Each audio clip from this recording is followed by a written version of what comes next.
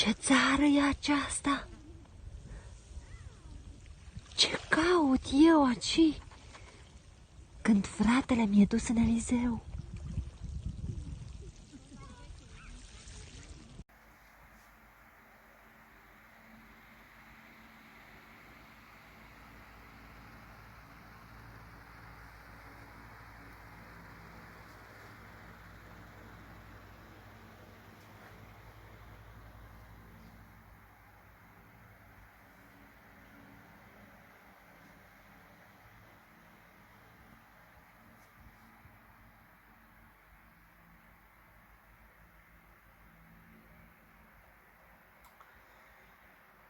Ce-ți și cu norocul în viață?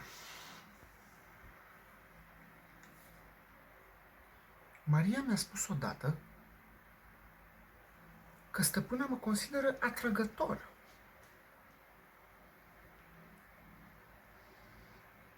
Dar chiar și eu am auzit odată cu urechile mele spunând că dacă ar fi să se îndrăgostească vreodată, ar face-o doar de un om cu înfățișarea și cu temperamentul meu. Unde mai pui că mă folosește cu un respect mai exaltat decât pe oricine altcineva.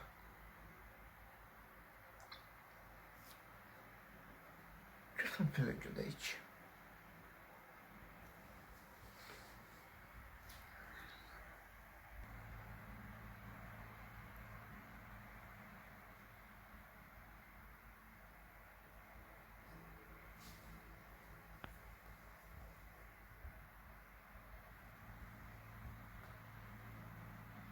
Să ajung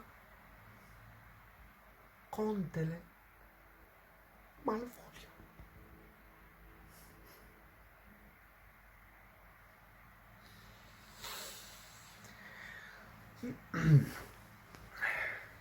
La 3 luni după nuntă, așezat în jilțul meu de conte, să-mi chem toți ofițerii, îmbrăcat în halatul meu de catifea, proaspăt sculat de pe canapeaua pe care am lăsat-o pe Olivia dormind. Să-mi înfoi odată mușchii, să mă încrunt la ei, să le arăt eu cine e șeful și să le spun că e cazul ca fiecare să-și cunoască lungul nasului. Apoi să poruncesc să mi-l aducă pe Signor Toby, ruda mea, prin alianță. 7 galați! Dau buzna ca din pușcă fug să-mi îndeplinească porunca. Să mi-l aducă pe Toby. În timpul ăsta eu stau încruntat. Așa. Mă trag de ceasul de buzunar sau mă joc cu un juvaier ceva. Se apropie Toby. Cu coada între picioare, cloconindu-se. Eu îi întind mâna.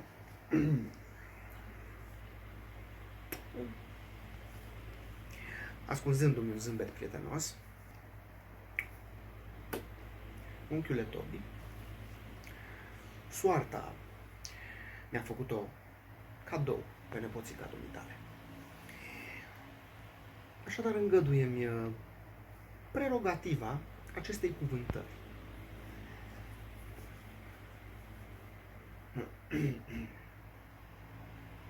Renunță la năravul băuturii.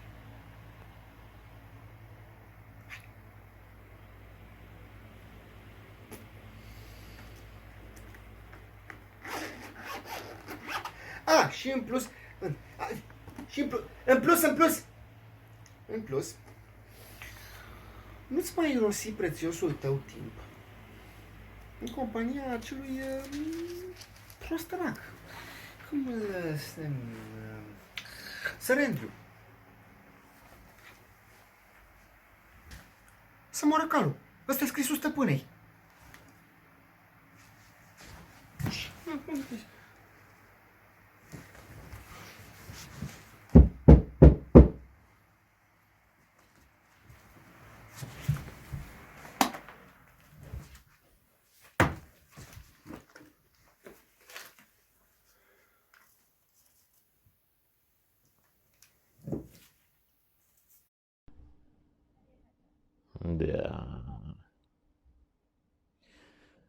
Contele Malvolio.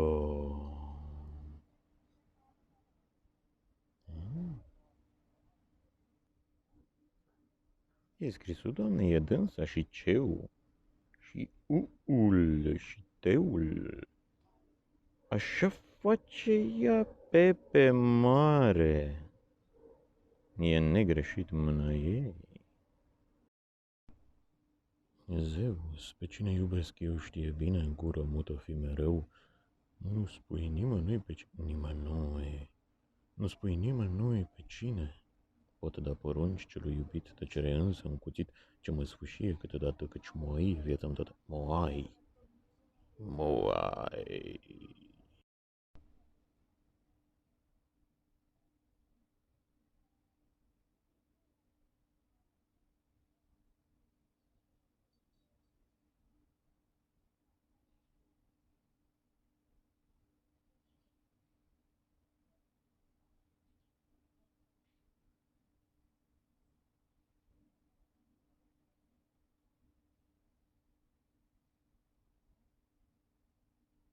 Moai.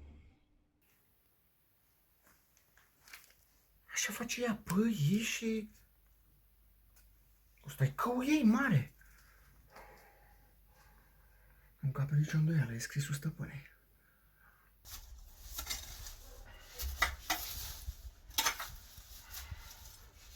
Olivia, Olivia, Olivia. M-O-A-I. Enigma asta e greu de dezlegat. Dar fiecare literă e în numele meu. Așa că aș putea considera cu puțină bunăvoință că tot de mine e vorba. Să trecem la lectura textului. Binișor.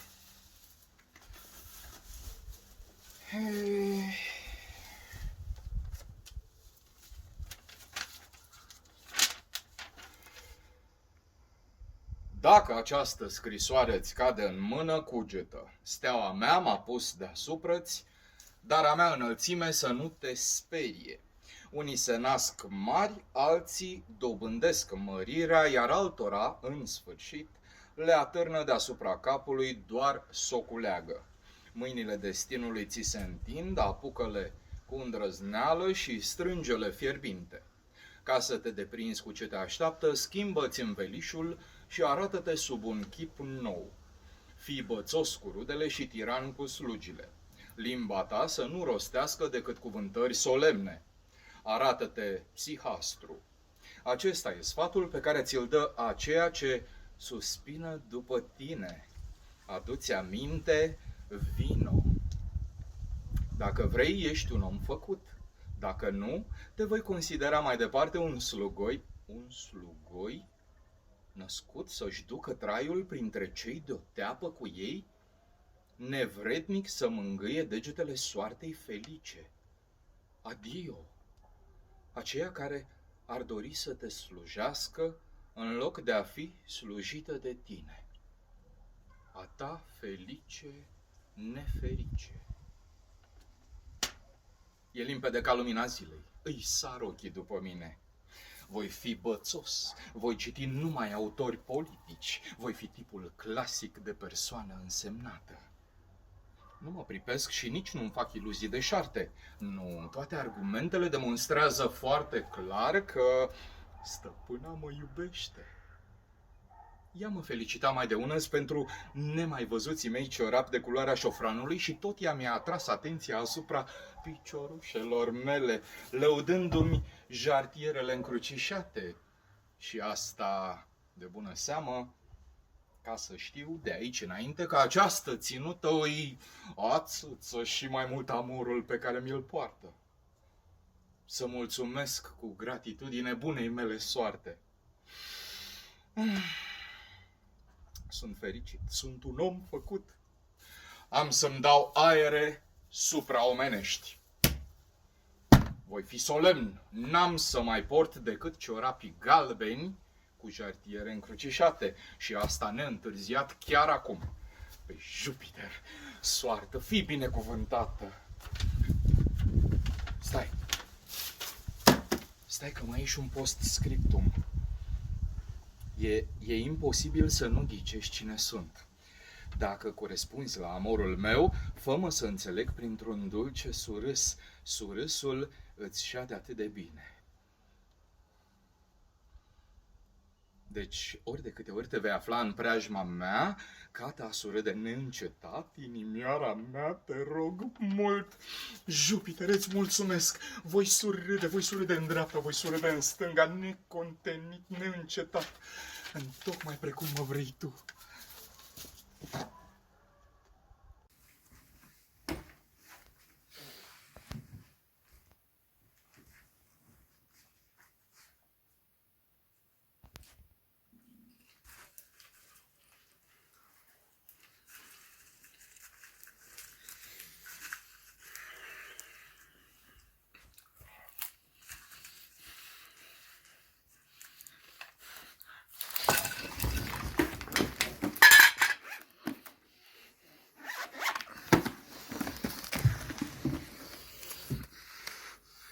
Necunoscutului meu iubit, această epistolă și urările mele de bine. E scrisul stăpânei.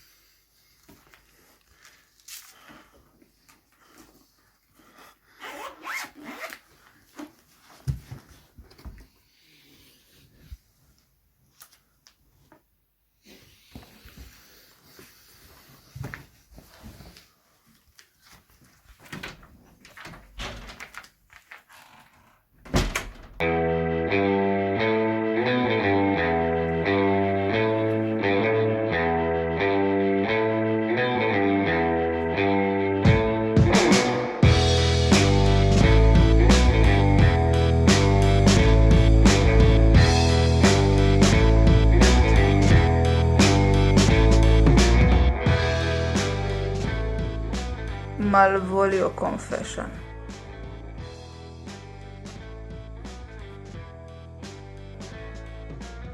E limpede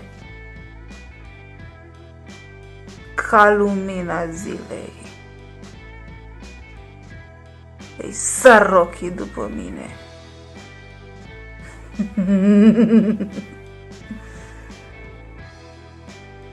Voi fi bățos. Voi citi numai autori politici. Voi umbla decât cu lume bună. Voi fi tipul clasic de persoană însemnată.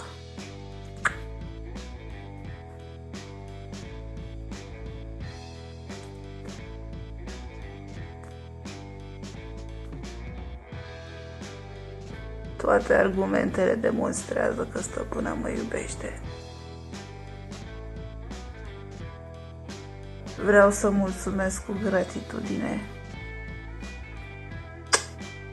la steluța mea.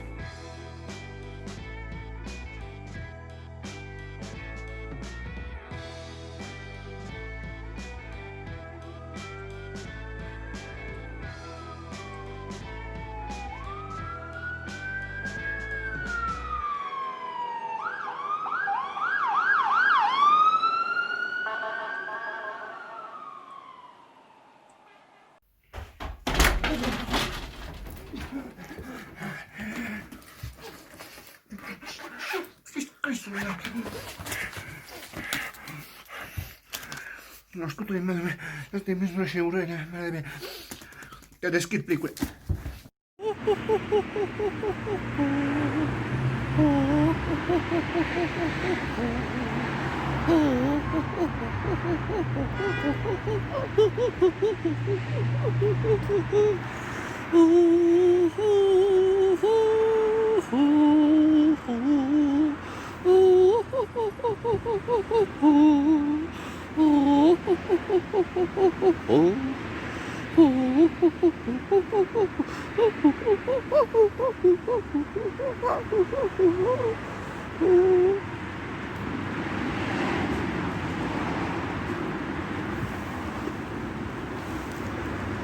Ce-i asta?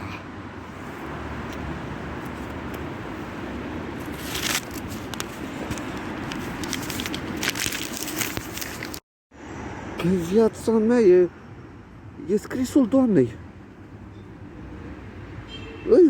E dânsa. Și C-ul și U-ul și F-ul. Așa face ea pe P mare. Nu e negreșit, e mâna ei. Cui o fi scris? Necunoscutului iubit, scrisoarea mea și a mea urare. Asta e întorsătura ei. Dar cui o fi scris? Cui o fi scris?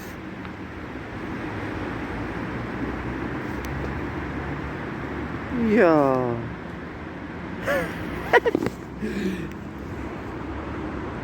Ia să-i rup sigiliul.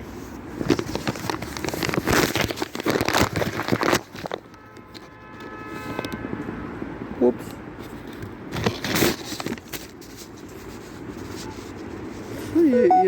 E scrisul ei. E pecetea ei.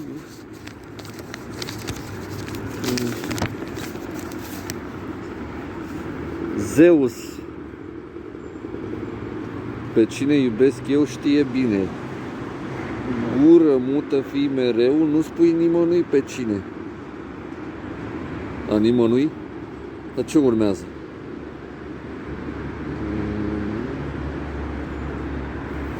Versul își schimbă ritmul.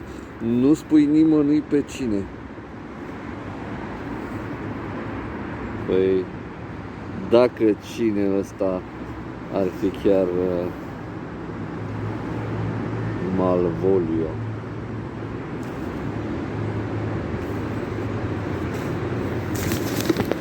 Pot da porunci celui iubit, tăcerea e însă un cuțit ce mă sfâșie câteodată, căci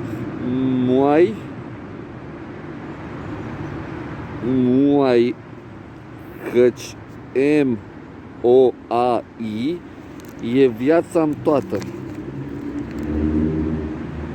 M-O-A-I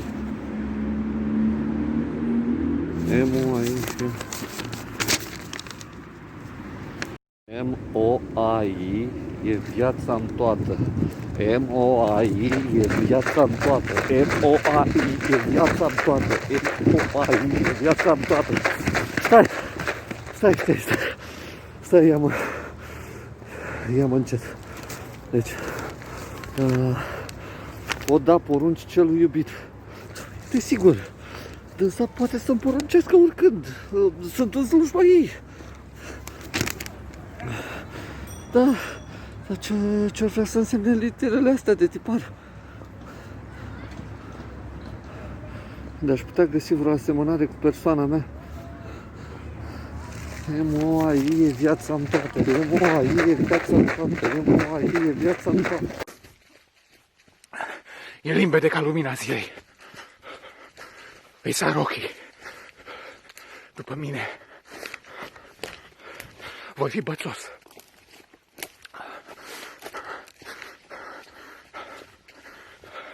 Voi citi numai autori politici. Îl voi face de 2 parale pe Sir Toby. Nu voi frecventa decât lume bună, voi fi tipul clasic. De persoană însemnată. Nu mă pripesc și nici nu fac iluzii de șarte, nu. Toate argumentele demonstrează că stăpâna mă iubește. Ea mă felicita mai de unăzi pentru nemai văzuții mei ciorapi de culoarea șofranului. Și tot ea mi-a atras atenția asupra picioarelor mele, lăudându-mi jartierele încrucișate. Și asta de bună seamă. Ca să știu de aici înainte că această ținută îi atâță și mai mult amorul pe care mi-l poartă.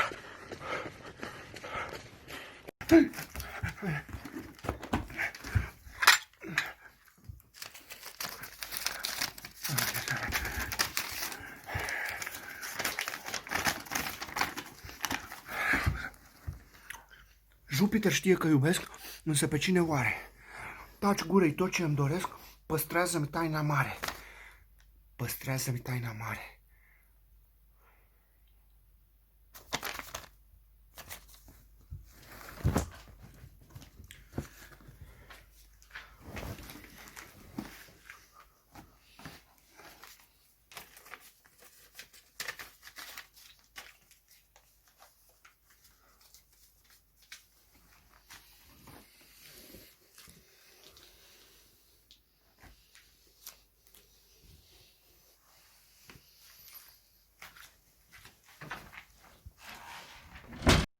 M-O-A-I e viața-mi toată. Da. Stai, că așa începe numele meu. M, cu M, de la Malvolio, M-O-A-I, M de la Malvolio, dar în coadă e un I, un punct în cap. M-O-A-I. Enigma asta e greu de dezlegat. Dar fiecare literă se află în numele meu. Așa că pot considera cu puțină bunăvoință că tot de mine e vorba. Bun, să trecem peste proză.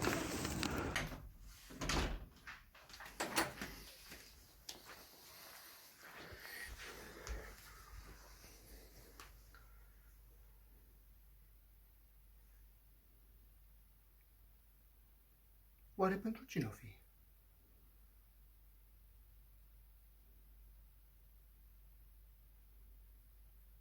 Dar dacă o fi pentru tine? Malvolio?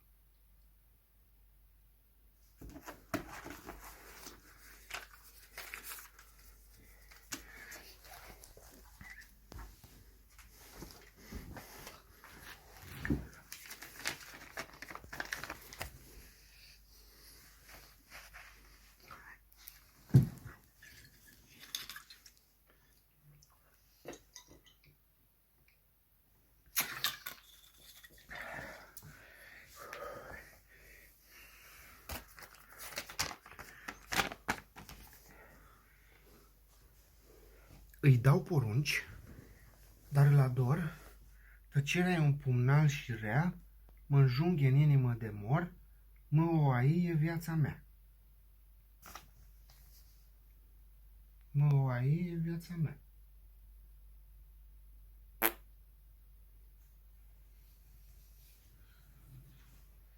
Ia, să vedem. Îi dau porunci, dar îl ador. Până aici e clar, se leagă. Îmi dă porunci, eu o slujesc, ea e stăpâna mea. Până aici e la mintea cocoșului. Are legătură cu mine. Să vedem mai departe. Ce înseamnă literele astea din final? Nu, ai, dacă aș putea să găsesc o legătură între literele astea și mine, M-O-A-I.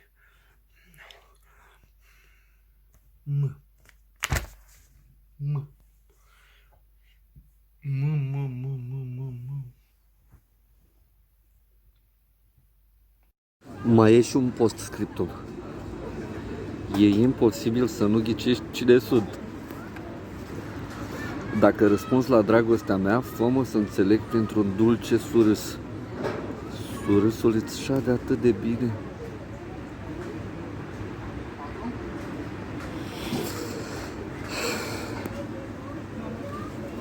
Deci, ori de câte ori te vei afla în preajma mea, Cata a surât de neîncetat. Inimioara mea, te rog mult. Jupiter, îți mulțumesc.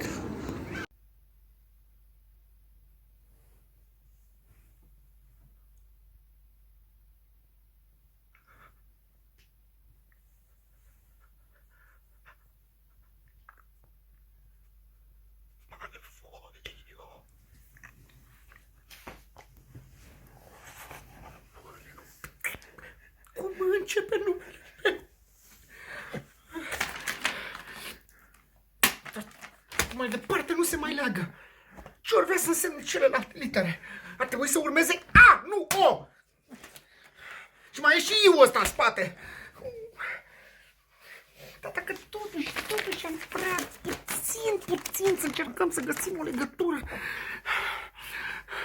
O-A-I, M-O-A-I. Și aici tot la mine se referă. Pentru că toate celelalte litere apar și în numele meu.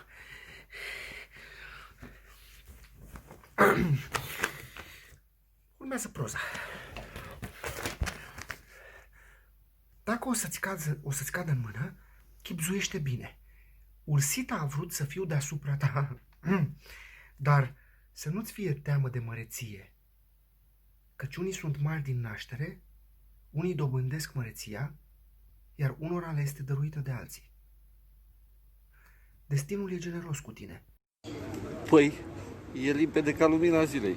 Ah. Lui sar ochii după mine. Voi fi bățos, o să mă mențin tare, voi citi numai autori politici. Da. Îl voi face de 2 parale pe sărbătorie.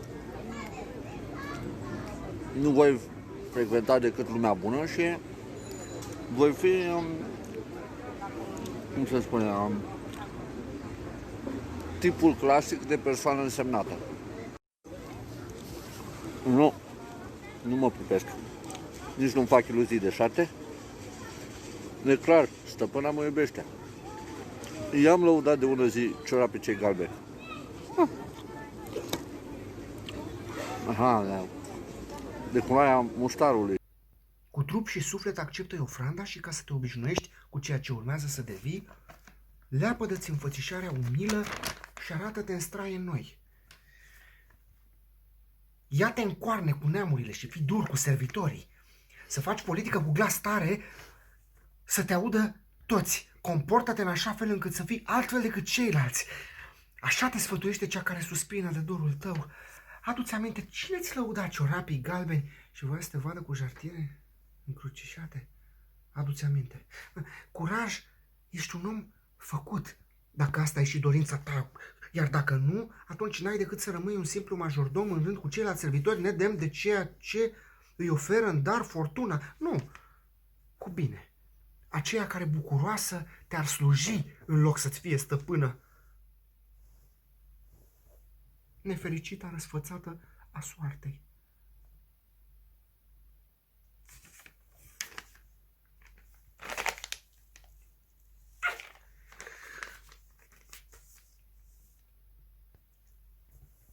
Mai clar e și ca lumina zilei. E limpede ca bună ziua.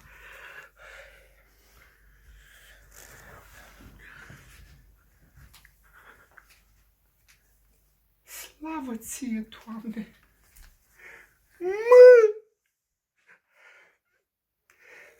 Vreau să zâmbesc. Vreau să fac tot ce-ți poftește inima. Sunt fericit. Sunt un om făcut.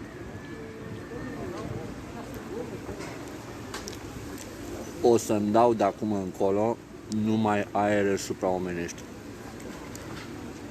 O să pun numai ciorap galbeni cu jartiere încrucișate. Soartă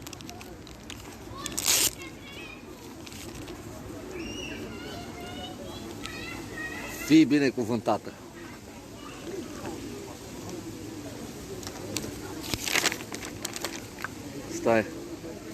Stai că mai e.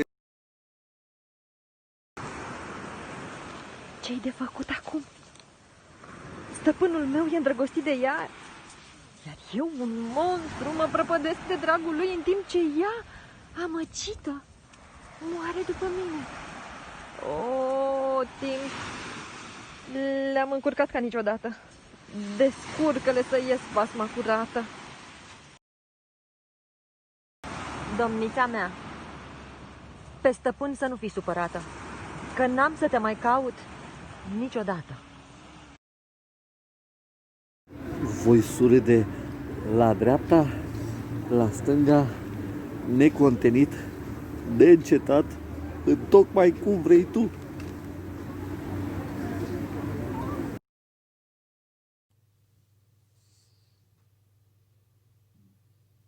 Pe viața mea, îi scrisul Doamnei, îi dânsa, și șeu, și u, și teu, așa face pe mare.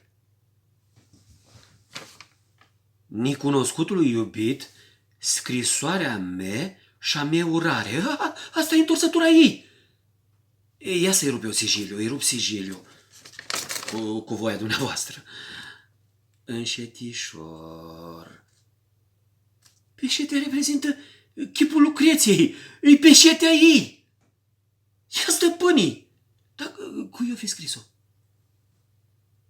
Zeus, peșinii iubesc eu, știi bine, gură mută și mereu, nu spui nimănui peșinii, nimănui și urmează. Versul schimbă ritmul, nu spui nimănui peșinii. Dacă și în ăsta ai și tumatum al volio. Pot da porunci celui iubit, tăcerea-i însă un cuțit și m-a sfâșii câteodată că-și moai îi viața-mi tătă. M-O-A-I, îi viața-mi tătă. M-O-A-I, îi viața-mi tătă. Stai. Ia-mă încet, stai binișor să vedem, pot da porunci celui iubit. Desigur, băi, dânsa poate să-mi poruncească oricând, îs în slujba ei. Asta e la mintea cu coșului. Nu mai încape nici o îndoială. Ia să vedem sfârșitul. Dar și eu vreau să însemne literele de tipar. De-aș putea găsi vreo asamănare cu persoana mea. Binișor. M-O-A-I. Malvolio! Păi, da! Așa începe numele meu. Și încoadă un I cu punct în cap. M-O-A-I, enigma asta e greu de dezlegat? E greu? Dar fiecare literă se află în numele meu, așa că pot considera cu puțină bunăvoință că tot de mine e vorba. Să trecem la proză. Binișor. Dacă această scrisoare scade în mână cugetă, steaua mea m-a pus deasupra-ți, dar mea înălțimii să nu te spărie. Unii se nasc mari, alți dobândesc mărimea, iar altora în sfârșit le atârnă deasupra capului doar s-o culeagă. Mâinile destinului ți se întind, apucă-li cu îndrăzneală și strângi-li șerbintii, ca să te deprinzi, ca să te deprinzi cu și te așteaptă, schimbă-ți învelișul și arată-te sub un chip nou. Și bățos cu rudile și tiran cu slujile. Limba ta să nu rostească decât cuvântări solemne. Arată-te săhastru. Aici stai sfatul pe care ți-l dă așeia și suspină după tine. Adu-ți aminte, deși ne-ți lăuda faimoșii tăi șorapi galbini și te dorea împopoțonat cu jartieri încrucișate. Repet, adu-ți aminte. Vino, dacă vrei, ești un om făcut, dacă nu, te voi socoti mai departe un slugoi născut să-și ducă traiul prin trișii de o teapă cu el, nevrednic să mângâi degetul soartei felișii, adio așeia care ar vrea să te slujească în loc de a și slujită de tine, a ta feliși neferiși. E limpede ca lumina zilei. Îi sar ochii după mine. Am să știu bățos, am să știesc numai autori politici. Îl voi face de două parale pe săr Tobi. N-am să frecventez decât lumii bună. Am să știu tipul clasic de persoană însemnată. Nu mă pripesc și nici nu-mi fac iluzii. Deșarte. Toate argumentele demonstrează că stăpâna mă iubește. Păi ea mă felicitat de unză pentru nimai văzuți mie șorap de culoarea șofranului și tot el mi-a atras atenția asupra chișoarilor mele lăudându-l jartierele încrucișate. Și asta de bună seamă ca să știu de aici înainte că ținuta asta îi atâță și mai mult amorul pe care mi-l poartă. Să mulțumesc cu gratitudine bunei mele stele, îs fericit. Îs un om făcut. Am să-mi dau aere supraomenești, o să șiu solemn. N-am să mai port decât șorap galbini și cu jartieri încrucișate și asta n-întârziat chiar amu pe Jupiter.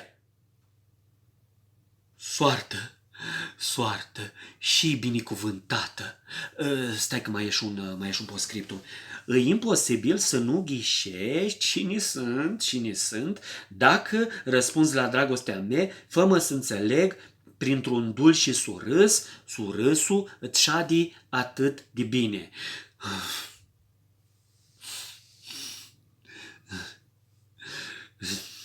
Deși ori de câte ori te vei afla în preajma mea, cată a surât din neînșetat inimioara mea, te rog mult.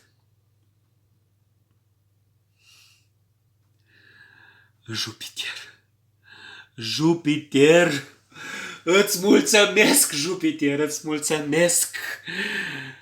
Am să surâd, am să mă râd, dom'le, am să surâd în dreapta, în stânga, necontenit, neînșetat, tocmai precum mă vrei tu.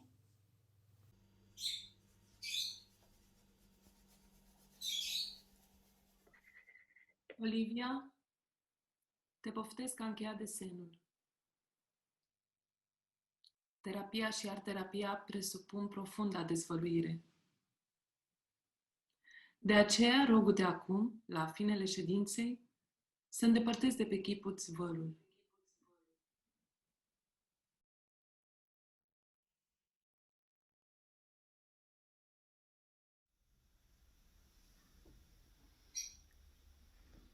Binevoiești a împărtăși ce ai desenat?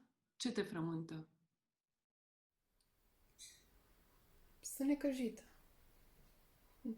Nu mai sunt teafără. Mi-e tot una de nebuniei veselor tristă.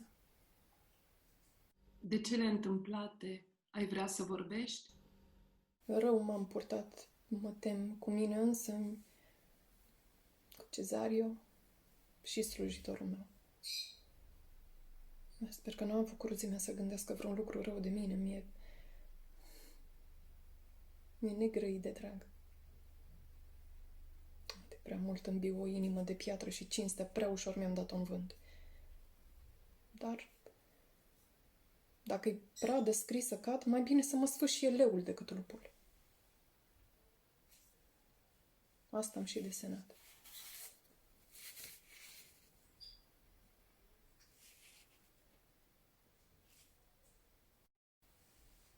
Mă mai fac auzită oare? Bine că s-a întrerupt, că nu mai suport pe scârba asta.